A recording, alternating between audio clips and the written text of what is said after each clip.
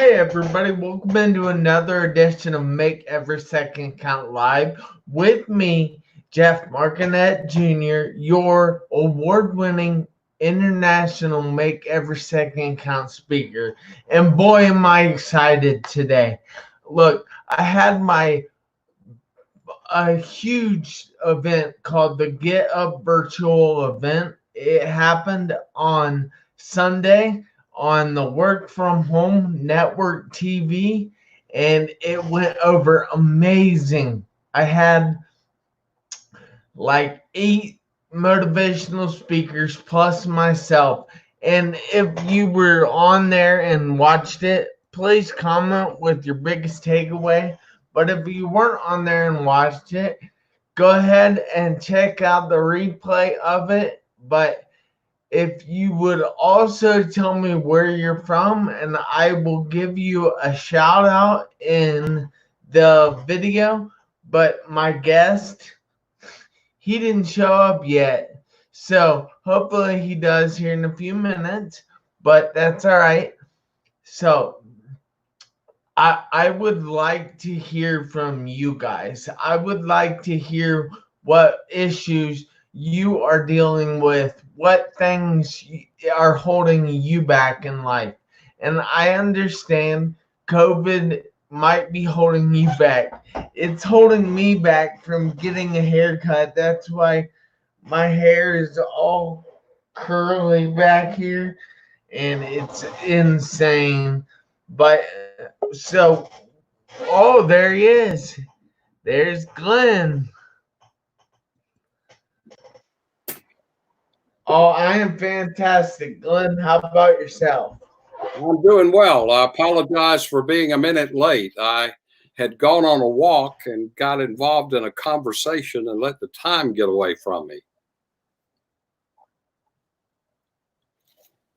Oh, it's all right. It's no big deal. So the reason we have this show is to be cognizant that everybody has issues. Everybody has difficulties. Everybody faces adversities at one time or another in life.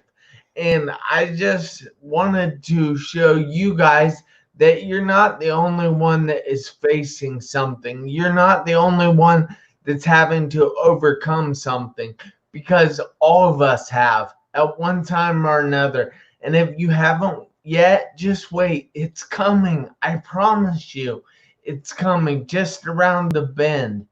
But so, Glynn, if you would like to go ahead and introduce yourself, we can definitely handle that. All right. Well, my name is Glynn Hodges. I'm the results coach. I'm calling from my home office in the town limits of beautiful Signal Mountain, Tennessee. Overlooks Chattanooga, Tennessee, about 130 miles north of Atlanta, Georgia. And I'm a results coach.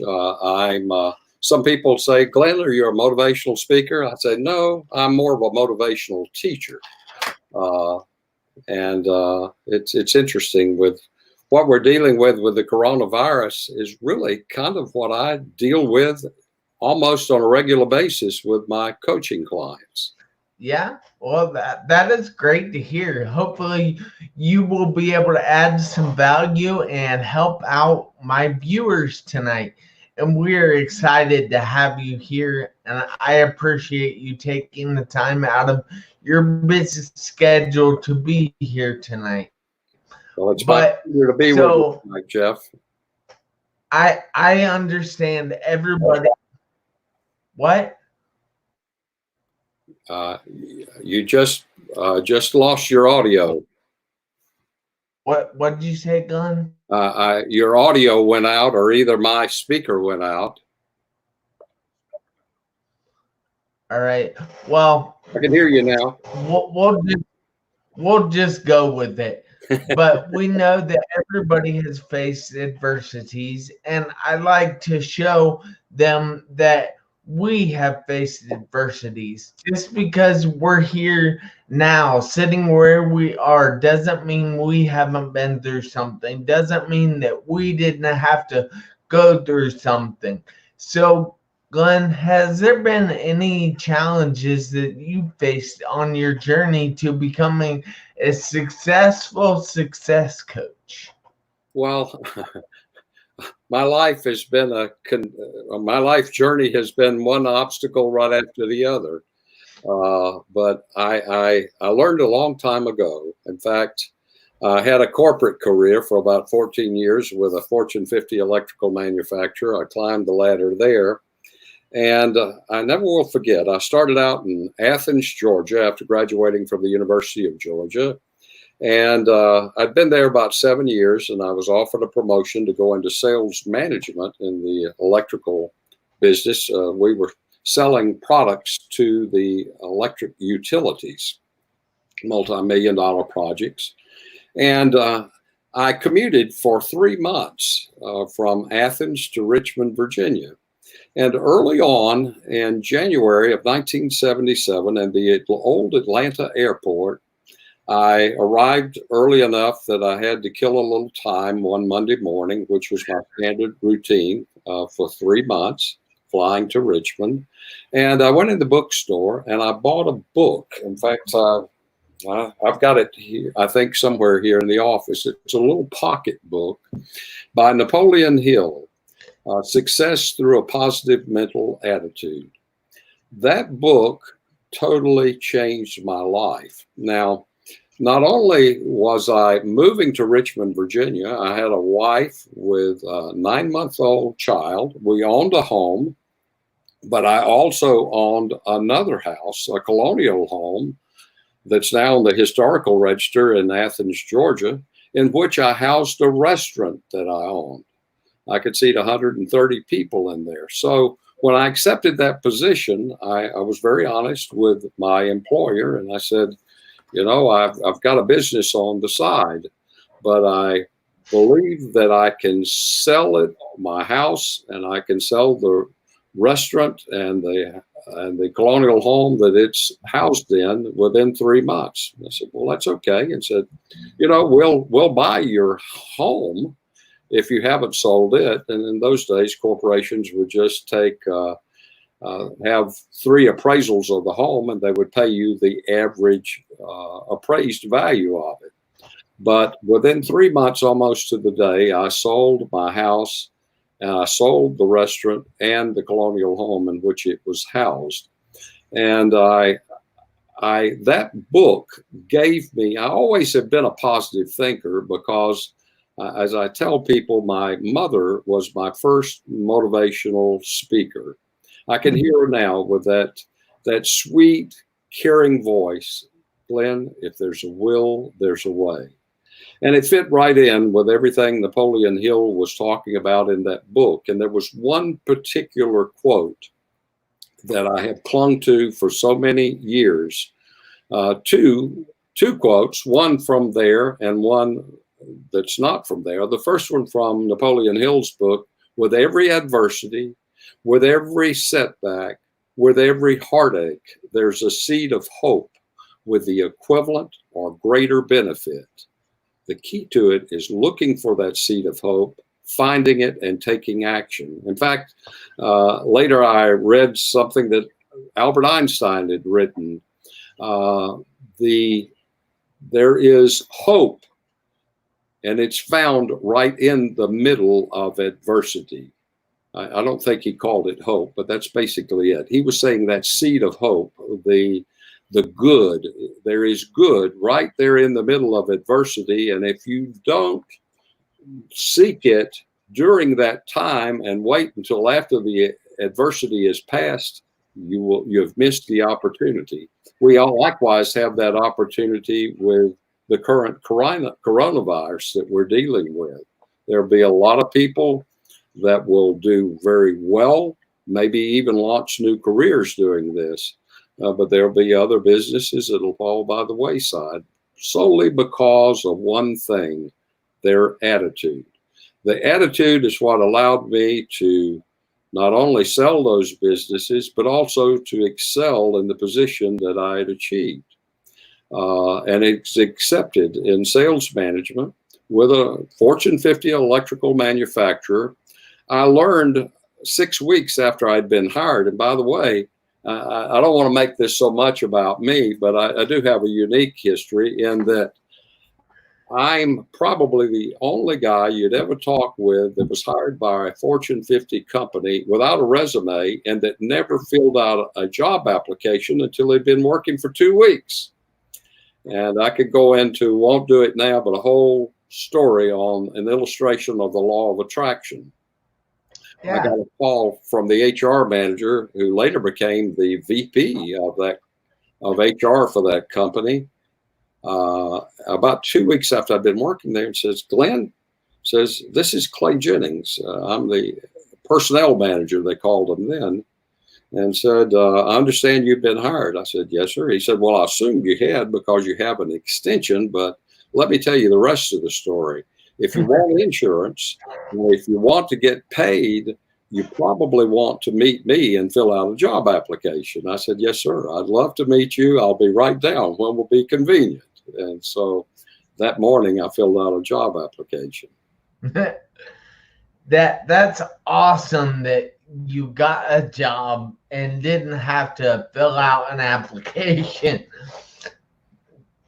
That is amazing. But I know that a lot of people are losing their jobs right now, and they're having to either sell their houses, sell their businesses, or move to different places. And that is making things difficult on people.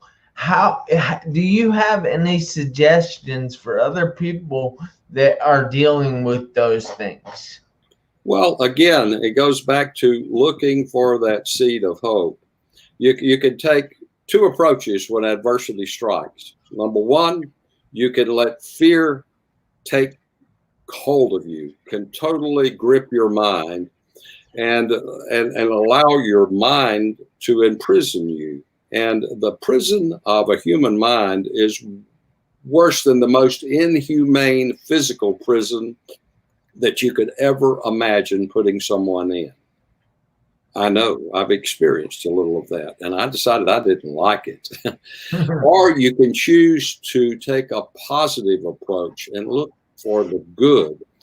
What can I do? What is that one thing? What are those things on my I should have done list? Sometimes that can be a clue as to what someone should do. I ask people, what are you passionate about? What makes your heart sing? And because that's where you need to be. As my friend Greg Reed, that co-authored the book 3 Feet from Gold, that was sanctioned by the Napoleon Hill Foundation. He co-authored that with Sharon Lecter, the co-author of Rich Dad, Poor Dad with Robert Kiyosaki. He says, if you do what you love and you love what you do, you'll have success your whole life through. So there are so many people that I know that are doing things just because it's a way to earn a living, but they're absolutely miserable. I know an attorney that became an electrician. Mm-hmm. He didn't like being an attorney, but his parents kind of pushed him in that way. But he's a darn good electrician and making a whole lot more money, and he's happy. That's all that matters. Life is too short not to follow your heart. Yeah, I agree. That's why I have really clung to this motivational speaking thing, and I love hosting these shows. I love hosting the events that I do because it is so rewarding just to be able to add value to somebody else's life. It is. It's the most rewarding thing in the world.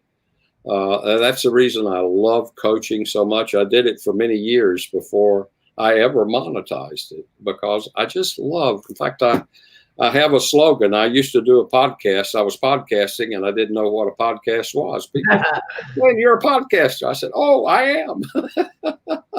But I never will forget one morning, as you know, you've been on the air long enough, things just kind of pop out. I said, this is Glynn Hodges calling from my home office in the beautiful town limits of Signal Mountain, Tennessee, helping you to be the best you. And that really summarizes my mantra. That's what I love doing. You can't change who you are. You were born a certain way, but you can certainly take the gifts you have and figure out a way that you can maximize those gifts. So I help people to be the best they can be. That is amazing. Helping other people be the best they can be. So is there any contact information you would like the viewers to have so they might contact you and let you help them be the best they can be? Sure. It's just my website is Glynn, Glynn. That's the hard part. Glynn, Glynn, at glynhodges.com. That's my email address. My phone number is, which is my cell. So you can either text me or call me. I do answer my phone, 423-667-2685. That's pretty awesome that you are willing to give out your cell phone number to everybody listening, because we have no idea where those people are from.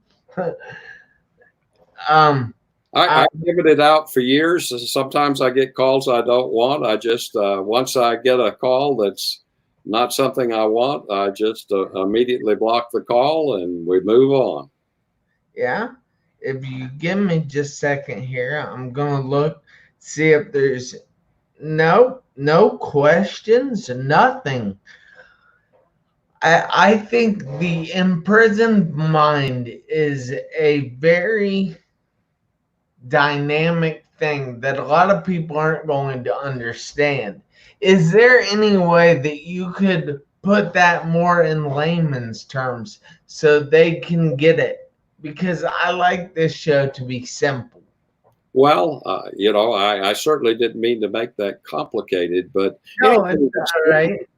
Dealt with any degree of depression would begin to understand. And I say the man that tells me he's never, or the woman that tells me he or she has never had the blues, I don't believe him. I would trust him about as far as I could throw a cement block.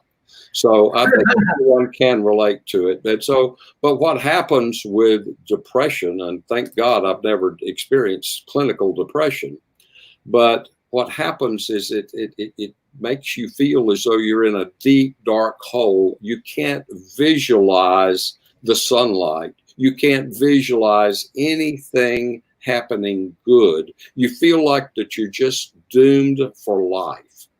And so that's what I do, is I help people, not people that are clinically depressed, but I help people get from where they are to where they want to be in my coaching, in my results coaching. Yes.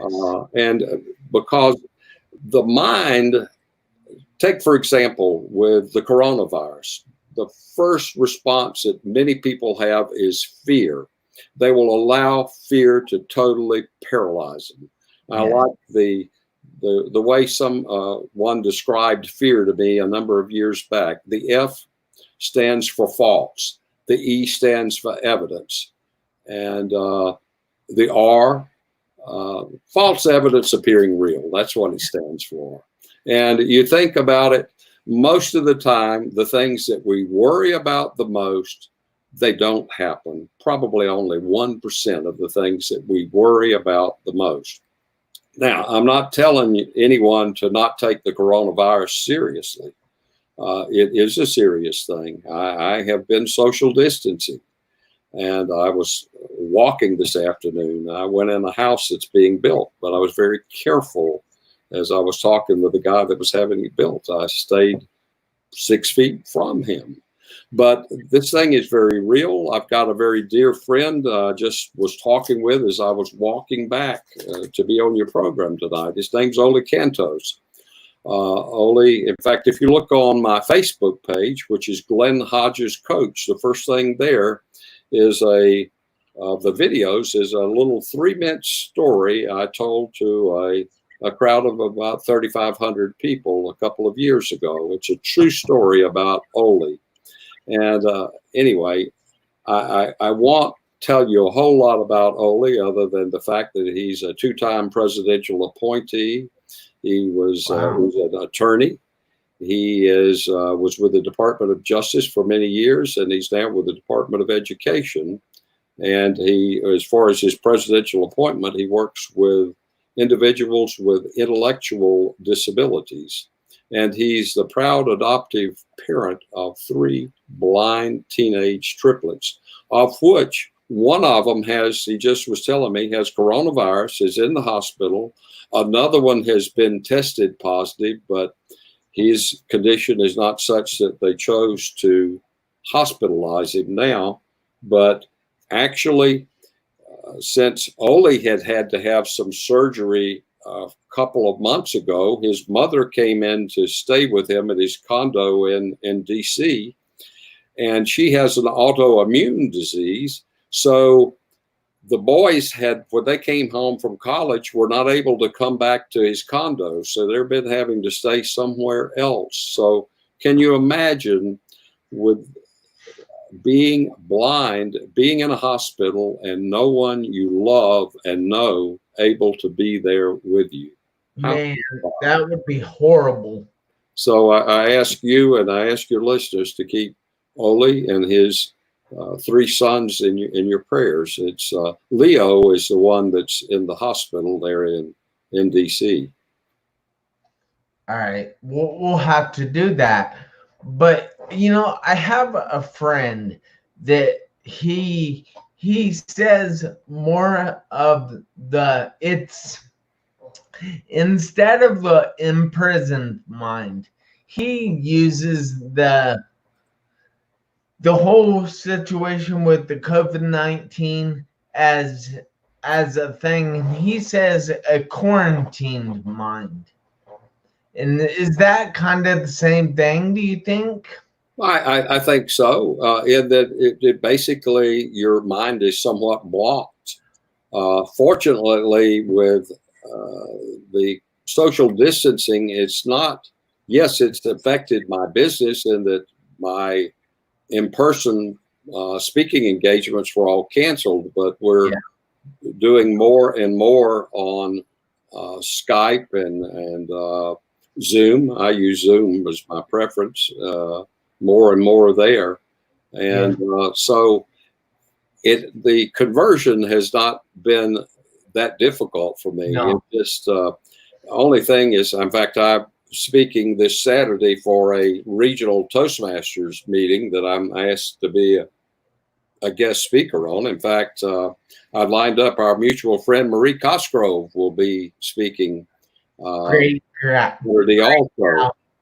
And to not be able to walk around on a stage, I could set it up with my camera to where I could stand up, but it's just not the same. If I got to talk on the screen, I just as soon just sit at my desk.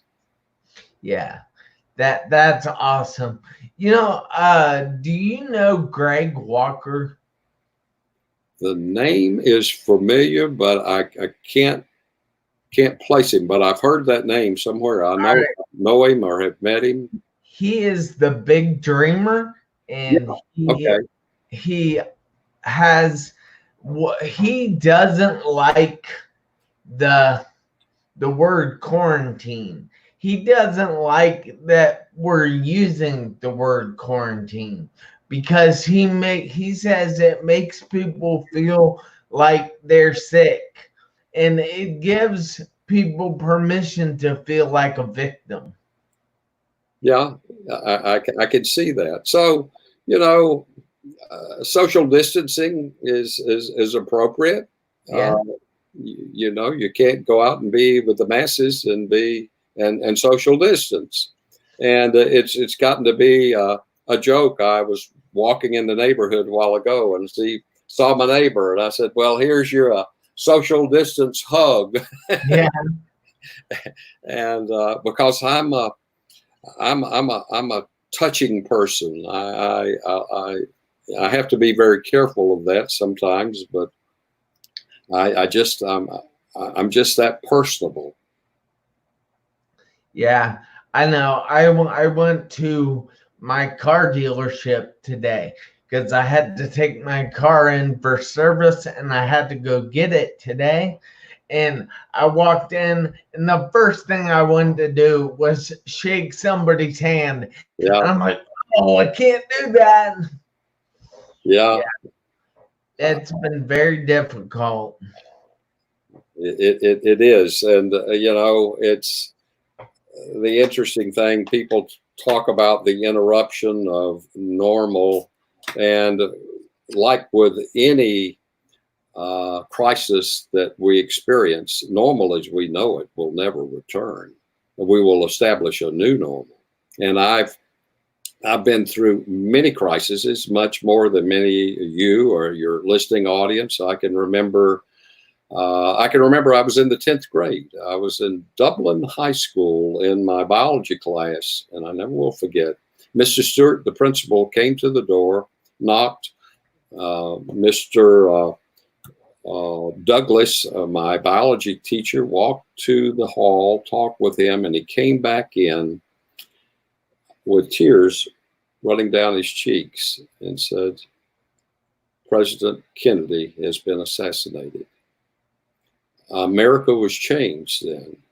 Changed, never to return to the norm. It wasn't too long after that, his brother Bobby Kennedy was assassinated. I believe Bobby was the Attorney General. Then we had the assassination of Martin Luther King. We had the Vietnam War, the first time ever we had soldiers returning from war that they weren't celebrated. World War I, World War II, there were ticker tape parades in New York. This time they came back. The hippies were big then. They were spitting on the soldiers as they returned, cursing them. Then we had, I don't know, since then, I forget the order of it, but we had the bird flu. We've had the swine flu. We had a downturn in the 1980s. I think it was referred to as Black Monday. The stock market just hit a terrible low. Then, of course, we had 9/11. I can remember precisely where I was. Me too. Sitting in my office on the other, I'm on Signal Mountain now, but I was on the other side of Chattanooga at my office, and I was talking with a guy in Atlanta, Georgia, about workers' compensation insurance. And he said, a plane has just hit the World Trade Center. He had his TV on. I didn't have one in my office, my private office, but I had one down the hall in my training room. So I ran down there, turned it on just in time to see the second plane hit. So our normal was very much disrupted again. Look at the security at airports, the long lines that we have to deal with. So it's great. Education is going to be totally revolutionized. We had a lot of online learning prior to coronavirus, but now we've got grammar school kids that are taking classes online. So they're starting at a very early age. Universities, with the cost of higher education, we're going to see more and more people say, why should I pay that high cost of tuition to go and be at brick and mortar school when I can do it online? So there's going to be a lot of adjusting as far as budgets and how learning institutions will deal with this. Yeah. Wow. That's very true. And I just want to take another second. Oh, what happened here? My video that I had running died. I was going to thank a few people for watching, but now I can't do that. My phone tried to poop out on me. All right, so I want to say hi to Sean Siegel. Hi to oh man, I'm gonna butcher this. Kanina Persinger. And I want to say hi to my dad who's watching. And I hope you guys are getting some value from this. And I also want to say hi to my Uncle Walt who is watching this. So we thank you again for being here. And I hope you enjoy your evening, enjoy your social distancing, and I hope everybody out there enjoys too. But everybody out there, including you, Glenn, has to do me a favor this week, next week, and the rest of your life. You have to make every second count. Why? Because you never know when those seconds are going to run out on your one life. Again, I'm Jeff Marconette Jr., the award-winning international Make Every Second Count speaker, and he is Glynn Hodges, and we are reminding you that you can do this. You got this. This life, it belongs to you. And I want you to have a great week. Thank you very much, Jeff. It's been a pleasure to be on there. And hello, Uncle and Dad. Awesome.